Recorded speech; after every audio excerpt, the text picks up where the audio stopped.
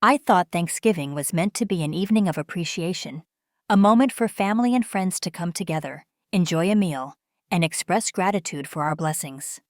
However, that night, seated at the table surrounded by familiar faces, I never anticipated my wife would make me the central joke of the night.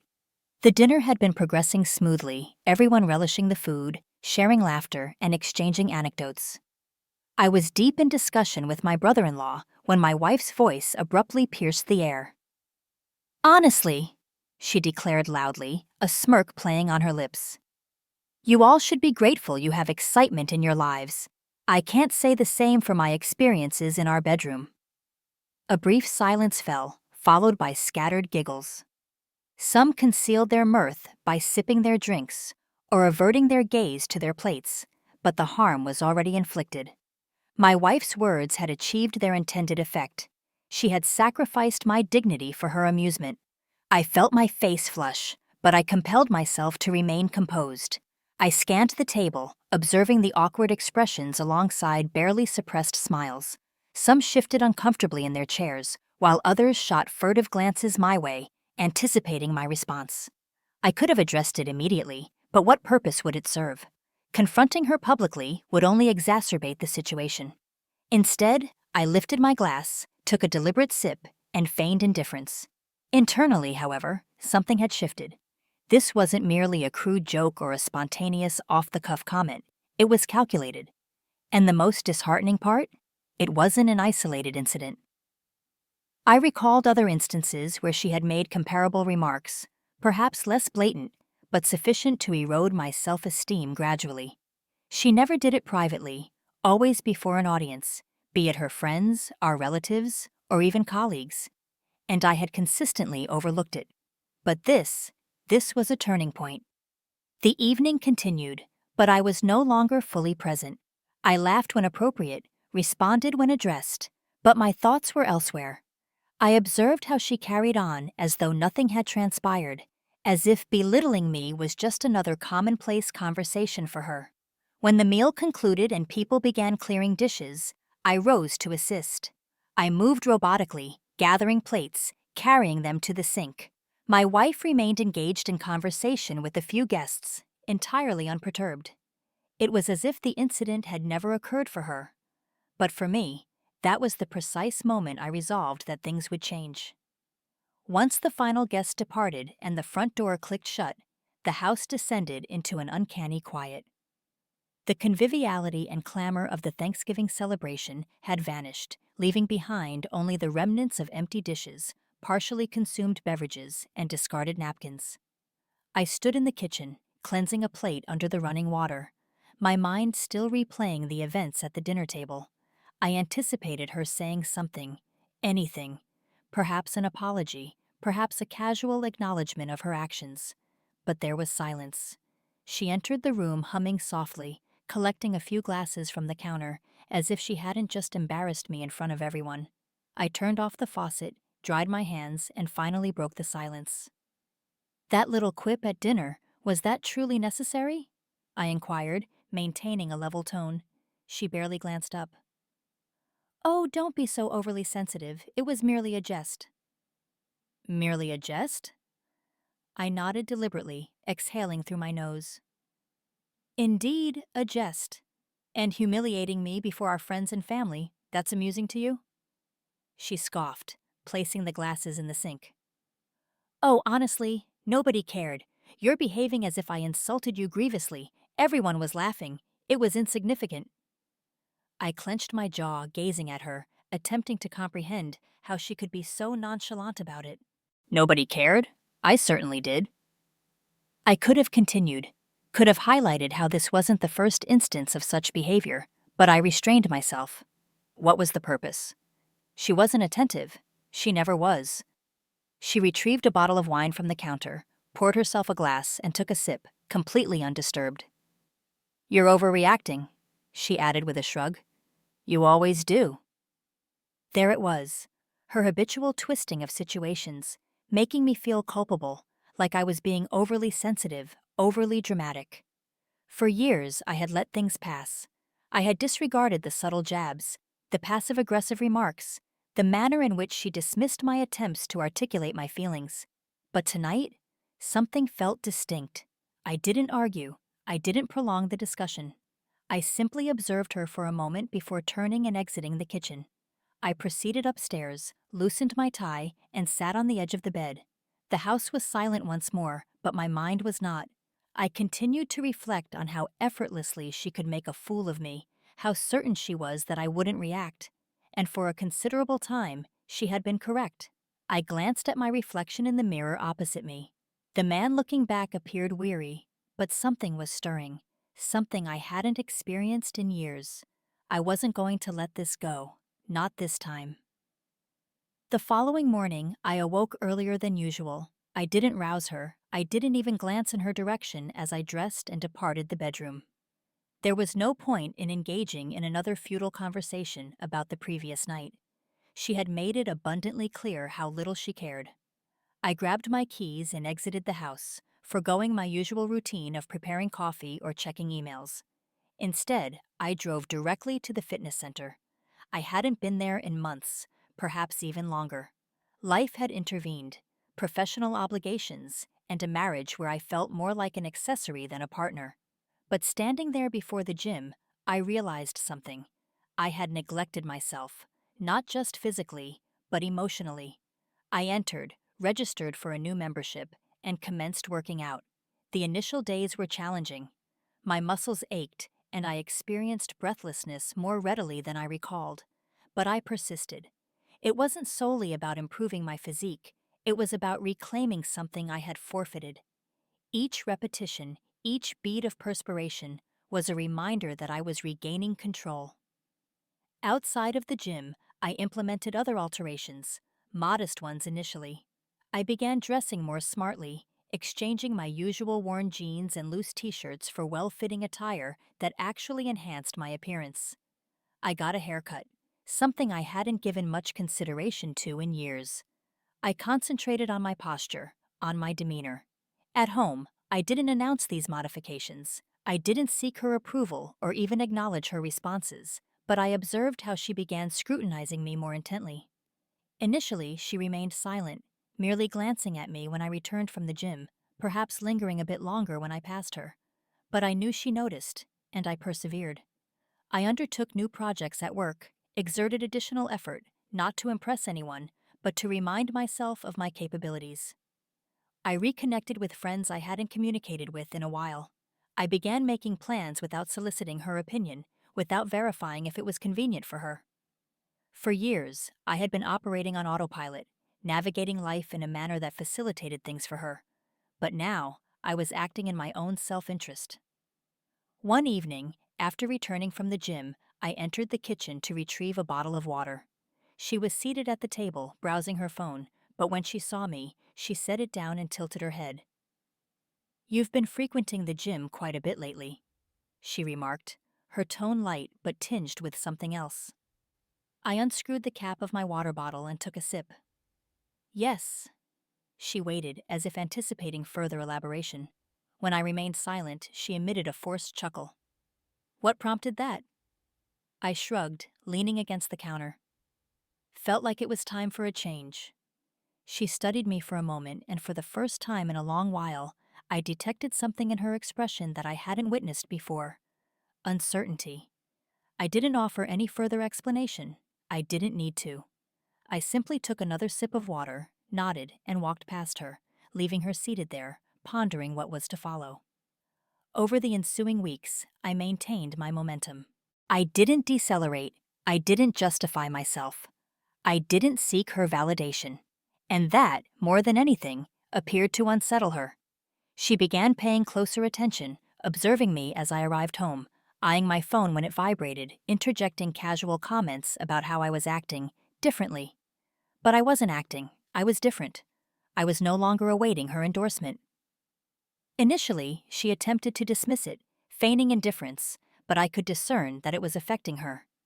One night, while I was preparing to go out, something I never used to do without consulting her first, she leaned against the doorframe and crossed her arms. "Where are you going?" she inquired, maintaining a light tone, but I could detect the tension in her expression. "Out," I replied, buttoning my shirt. With whom? I retrieved my watch from the dresser and put it on. Some colleagues from work. She emitted a brief laugh, shaking her head. You never used to go out like this. I met her gaze in the mirror. Yes, I suppose I didn't. I observed the way her lips compressed. She wasn't accustomed to this. She was accustomed to wielding control, to me being predictable, always accessible, always accommodating her preferences. But now she was the one experiencing unease. A few nights later, I was in the living room, responding to messages, when she sat beside me. You've been exceedingly occupied lately, she remarked, her voice softer than usual. I nodded. Yes. She hesitated before continuing. You know, if something's amiss, you can confide in me. I almost laughed at that. Now she desired to converse? After years of dismissing me, after disregarding every instance I attempted to broach my feelings? Now, when she could sense the shift occurring, when she could perceive that she was losing her influence? I didn't take the bait. I didn't reassure her. I didn't tell her everything was satisfactory. I simply looked at her, held her gaze for a moment, then returned to my phone. That silence conveyed more than words ever could. She began exerting more effort after that, small gestures initially. She'd prepare dinner more frequently, reminisce about past experiences, mention places we used to frequent when things were better. She endeavored to act as though nothing had altered, as if we could simply revert to our former roles. But I wasn't cooperating. One night, she reached for my hand while we were seated on the sofa. It was something she hadn't done in months, perhaps even longer. I didn't withdraw, but I didn't reciprocate either. Because for the first time in a long while, I wasn't the one pursuing. The alterations in her conduct became more pronounced after that night. She began striving harder, but it wasn't motivated by affection or genuine endeavor. It was driven by apprehension. Apprehension of relinquishing control. Apprehension of no longer being the one dictating the terms. She would spontaneously compliment me, something that hadn't occurred in years.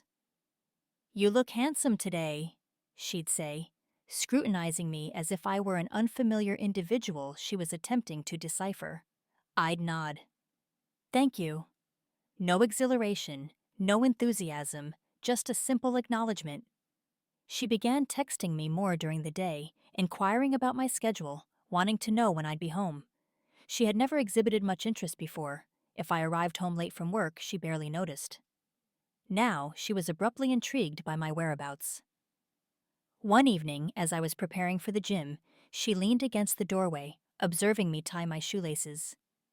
You've truly committed to this fitness regimen, she said. I nodded. Yes. She hesitated before continuing. Are you doing this for someone? I paused, looking up at her. The insecurity in her voice was something I had never encountered before. I could perceive it in her eyes. She was attempting to ascertain if I had already moved on, if I had found someone else. I didn't respond immediately. I allowed the silence to linger between us. Then I stood up, grabbed my keys, and stated, I'm doing this for myself. And that was the unvarnished truth. She didn't appreciate that response. She desired me to utter something that would restore her sense of security, something that would permit her to retreat into the comfort of knowing she possessed control. But I wasn't granting her that gratification. She began pressing harder after that. One night, she prepared my favorite dish, a meal she hadn't made in years. She set the table, lit candles, and even poured me a beverage before I sat down. I took a bite. It was delectable. It always had been. But I wasn't going to feign that this was some miraculous remedy. This is pleasant, I remarked, maintaining a neutral tone. She smiled, relieved. I anticipated it would be. I know we've been slightly distant lately, but perhaps we simply require more time together. I allowed her to speak. I permitted her to expound on how things could revert to normal, how we could address things. But the more she spoke, the more I comprehended that she wasn't apologizing. She wasn't acknowledging any wrongdoing. She was merely attempting to reset things to their previous state. and I wasn't receptive to that. Later that night, as she reached for my hand once more, I allowed her, but I didn't hold on. Because I comprehended something she didn't. I wasn't the same man she had spent years disparaging, and I wasn't going to be that man ever again. The shift between us was undeniable now. She could sense it just as acutely as I could. The distinction was, I had embraced it. She was still endeavoring to resist it. She began devising impromptu plans for us: dinners, weekend excursions, things she had never invested much effort in previously. She yearned to return, to revert to the iteration of us that had existed when she wielded all the influence. But that version of me was defunct. One evening, she arrived home earlier than usual. I was in the living room, reading, when she sat across from me. I was pondering, she commenced, tucking her hair behind her ear. Perhaps we should embark on a journey, just the two of us, escape for a while. I closed my book and looked at her. Why now? She shrugged, forcing a smile. I simply believe we require it. Require it? I comprehended her meaning. She required it. She needed to believe that I could still be reinstated, that she could mitigate the harm she had inflicted with a few romantic overtures, but I wasn't inclined to engage in pretense. I don't believe that's a prudent notion, I stated. Her smile faltered. Why not? I sighed, setting the book down. Because I'm finished. The words resonated heavily between us. She blinked as if endeavoring to process my statement. Finished with what? She inquired, her voice more subdued now. I leaned forward, resting my elbows on my knees. Finished with this. Finished feigning that the Thanksgiving incident was merely a jest. Finished disregarding the manner in which you've treated me for years. Finished being the individual you can take for granted. Her face tightened. So that's it? You're simply abandoning us? I emitted a soft laugh, shaking my head. You abandoned us a long while ago. The sole difference is, I finally acknowledged it. She opened her mouth as if to dispute, but then she closed it. Perhaps she recognized the veracity of my words. Perhaps she simply lacked the vitality to contend further. For a prolonged moment, she remained seated there. Then she swallowed audibly and nodded. So, what now? I exhaled, rising to my feet. Now I proceed. And I did. The subsequent weeks were a progression, resolving matters, making arrangements, envisioning what life would entail without her presence. But the truth was, I had already commenced moving on long before that discourse. The instant she humiliated me at Thanksgiving, something within me had altered. And from that juncture forward, every stride I had taken, every decision I had made, it had all been leading me here, to an existence where I was no longer defined by her perception of me, to an existence where I prioritized myself. So you may wonder what became of that eventful Thanksgiving. The divorce was tumultuous. Legal representatives, disputes, division of assets. It was everything one would anticipate from a marriage that had been deteriorating long before either of us conceded it. She didn't handle it gracefully. Initially, she attempted to feign nonchalance, as if it didn't perturb her. Then came the fury, the recriminations, the abrupt desperation to mend what she had spent years dismantling. But it was too late. Departing wasn't effortless, but remaining would have been more detrimental. And now? Now I'm navigating life on my own terms. No more treading cautiously, no more serving as the punchline to another's jests.